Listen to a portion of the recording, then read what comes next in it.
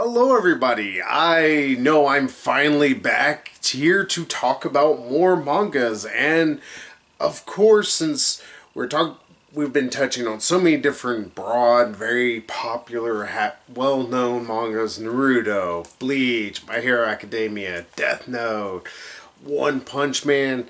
As I went on, I'm going to add another one in there. And we're going to talk, of course, about Fairy Tail. I have a good friend of mine that I work with. He is actually a huge Fairy Tail, like, just addict. He loves every bit of it. Be it Natsue, I'm sorry, I'm gonna butcher his name a little. I've heard it kind of pronounced in two different ways, and it messes with my perception. If y'all are wondering, that is this wonderful little gentleman right here. And also, of course, he loves Lucy as well. And there's a few other characters he's kind of mentioned, and I'm like, I read volume 1. He's like, watch the anime, watch the anime. And it's like, I want to watch the anime, but at the same time, it's one of those that, just like with Overlord, where it has it's not really problematic, it's just that I think Overlord helps if you've read the mangas and the light novels. Otherwise, you're a little bit more lost, or there's certain stuff that you may not get as much context because the anime has to make up for time, or sometimes where they stretch things out. Dragon Ball and Dragon Ball Z are probably one of the worst progenitors of that entire idea. But hey, I want to talk about Fairy Tail, which I know is kind of a divisive series in a nice way. Some people say it's really good, some people say it's really shit, and I think I've said this before when it comes to animes and mangas in general. If somebody likes it, even if that's the only anime or manga they like and they're into, let them like it. I'm not a fan of Attack on Titan. I'm not a fan of Battle Royale. And there's a few others actually I have. Dance in the Vampire Bund. Even though Dance in the Vampire Bund, like I said, interesting world. Icky, weird thing. I know it's a whole Japanese thing. I'm not a fan of any of those. But I don't think that should hurt anybody from being able to like them. I think they should be allowed to like it. I've had viewers that have commented and said, oh, Attack on Titan, the anime is much better. What I have watched of the anime, I haven't watched the entire first season. I've only watched a few episodes. It's just because I've been just busy as hell until recently. And if you watched the video before this, where I explained, yeah, I'm kind of injured right now. I have all the time in the world to watch Netflix. But I haven't been able to watch a ton of the anime, but what I have watched the anime, yes, I'm watching the dub. Sorry, it's just, I'm not a big subbed person. It's just it's kind of a thing for me. Just, I don't mind reading. It's just, I don't want to have to just read, and I might miss something that they're fighting about or anything like that. Especially action-oriented animes. It's really problematic to try and read everything. But with that being said, like I said, the anime of Attack on Titan, I think it was actually a lot better than the book. I think the book had a lot of problems. And that did not help that the main character is just kind of not very interesting. But with all of that aside, and talk about with Fairy Tail, I just want to still tell everybody, it's like, if somebody likes Fairy Tail, let them like it. It may not be your cup of tea. I know friends of mine who don't care one thing about Dragon Ball or Dragon Ball Z. And you know what? That's fine. They're allowed to not like it. And I think that's cool, as long as they're willing to give other anime a shot. And that's the thing that I try to instill within everybody. When it comes to liking something, even if you may not like it, if they are still liking anime and allowing it to still come over here and allowing more stuff to constantly be brought over and translated and give new, oh, we actually got a manga of it or something, that's a good thing. Because I cannot tell y'all how hard it is to actually find original Mobile Suit Gundam anime. Or mangas, not anime. Anime, thankfully, is a lot easier to find, but the mangas are really hard, especially like Blue Destiny. I cannot find that. And I really want to read Blue Destiny. It's a side story of the 1 Year War, and I'm really interested in the 1 Year War. To totally get on a big tangent. So if somebody likes something, allow them to like it and let them keep liking it, and allow them to criticize something you may like, as long as their criticisms are valid, and as long as their likes is not just, oh, it just shows you, it's not the dumbest thing in the world. But everybody's going to sometimes just like stuff, and they're not always going to be able to 100% explain it. That's where I try to come in and help explain why I think people like it. Because with Fairy Tail, to now segue into the actual talking about Volume 1, I really enjoyed this. I was enjoying a lot what was going on. This does lean into I think I know why some people don't like this, but I think I'm not able to get as up in arms about it or get, worst anime or manga ever. And the big reason why all comes back to the fact that Fairy Tail, I think it's set in this, very medieval, almost steampunkish kind of world, because there's trains, but they do have guns, more like hand pistols or anything. It's almost, not even medieval, I would say kind of like 16th, maybe 17th century or so, about technology, probably closer to 17th century. But there is this wizard world, or pretty much there's different people who are able to use magics. It hasn't went into a ton about that. The first volume just kind of briefly glosses over magic and talks about there's different types of magics. But to talk about the actual, where I think people might have problems, is Fairy Tail, I think, is a comedy more than it is a action and show. It's meant to make you laugh more than it is meant to make you go, yeah, that was badass. Not that it doesn't do that, but there is a lot more humorous bits throughout this, and I really enjoyed that. I loved watching all this little different random ass humor that it wanted to pull off and do. It wasn't weird, it wasn't too strange. I mean, it is kind of weird that the main character, his name is Natsu, or Natsue, I think is how it's pronounced. I'm going to call him Natsue just because the U there, I think, would make that actually pronounce that way. But he gets motion sickness, like insane motion sickness. Riding in a carriage makes him sick. Riding on a train, anything just about makes him sick. And I think what I enjoyed the most about this is this feels very Akira Toriyama. There's a lot of little goofy bits, and there's a lot of really funny little nudging your sides about, hey, get the joke. But I will say it's also not quite as pervy as Akira Toriyama stuff sometimes could get, especially in early Dragon Ball. Like, I love early Dragon Ball. I thought it was, like, what I've already read, the first 3 volumes, really damn good. So the perv stuff can kindly go fuck off and stop being in my manga. The funny stuff with Goku just being absolutely oblivious is hilarious, is funny. Him, or this constant stuff dealing with Bulma and her panties whenever she's really, really young, is a little weird and a little pervy. But to talk back about Fairy Tail here, like I said, where I get the Akira Toriyama stuff, especially in Natsue, how he is not really naive. That's actually the wrong way to describe him. He's dumb. Let's just put it this way. Where Goku is very naive and also very dumb, where sometimes he can get to be kind of a hassle to read through, just because you're like, come on, Goku, how? Natsue, he's just a little dumb. He's more like Naruto, except for a little less of like, oh, I'm so worried about girls and stuff like that. He's naive, but he's not dumb to the world, as Goku is. He just kind of is like whenever this young lady, her name is Lucy right here, he kind of doesn't see her as an object of something to drool over, and he doesn't drool over girls. He's not a drooling heathen, thank God. That's actually kind of something I've gotten really tired of in a lot of mangas. He's just a guy who's looking for this salamander named Ignal, I think is how it's pronounced. Ignal, or or it might be EEL, I can't remember.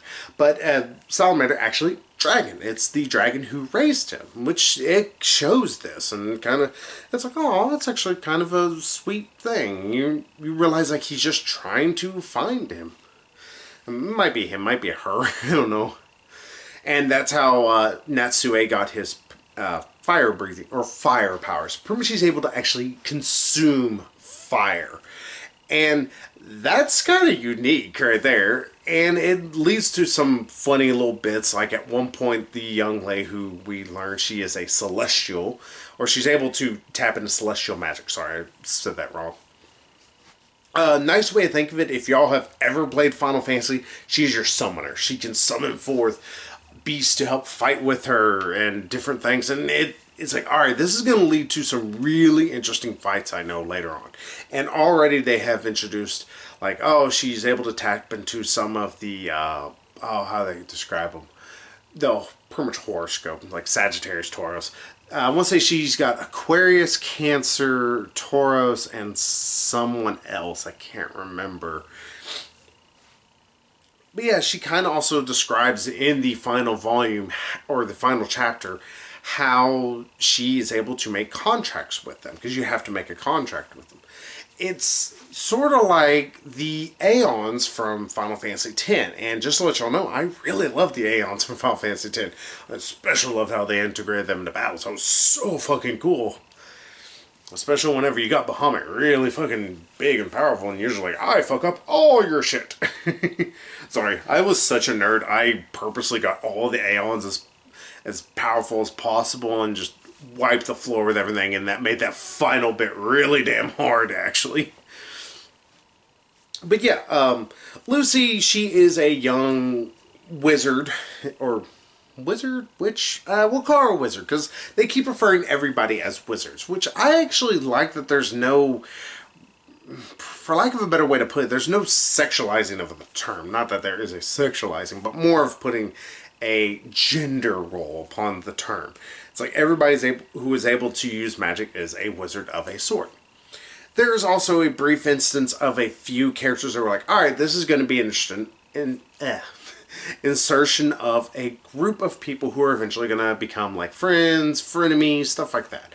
I'm afraid I don't remember their names, even though I just finished reading this like 2-3 hours ago, and I kind of skimmed back over it again just to make sure they're kind of, it's like, okay, was this as good as I remember?